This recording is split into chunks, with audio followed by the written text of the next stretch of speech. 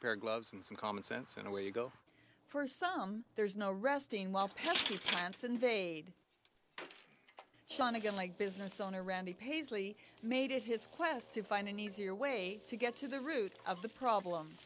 I'm not kidding when I say it'll pull, a 2-inch alder or 2-inch broom out of the ground in a matter of seconds. Not designed to cut or break off the stem. It's designed to actually squeeze it. It's called the Pullerbear.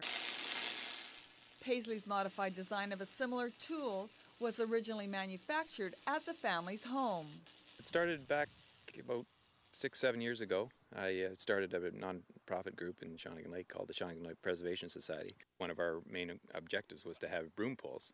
Well, one of the primary feedbacks I got from people that are involved in any kind of broom pulls, and I'd never been involved in one myself, was that the volunteers would just show up once, and of course once they left with bloodied and blistered hands, they would never come back again. So of course one broom bash wasn't going to take care of all the broom in Shawnigan Lake, so it got me thinking that there must be some sort of tool other than pickaxes and chainsaws and whatnot that could actually remove the entire plant from the ground. A Google search led him to a similar product, but the entrepreneur felt he could fine-tune its design. Their tool is good. I mean, it's all over the United States and it's been around for 17 years.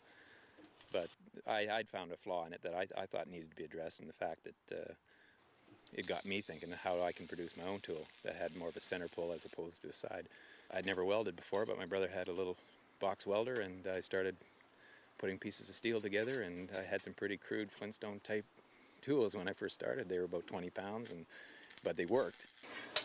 The product also impressed the producers of The Dragon's Den. The CBC television show allows budding entrepreneurs a chance to pitch their ideas to a panel who decide whether or not to invest money in their ventures. Oh, I was shocked. Like, we watched The Dragon's Den on CBC last fall. And, my wife, Brandy, and I were, to watch the show and say, look at the stuff people are presenting here. I mean, we got a tool that's unique. We should see if we can get on this thing. So, anyway, it's in the back of my mind, and I just happened to read in the Times columnist back in April. Or actually, it was back in April.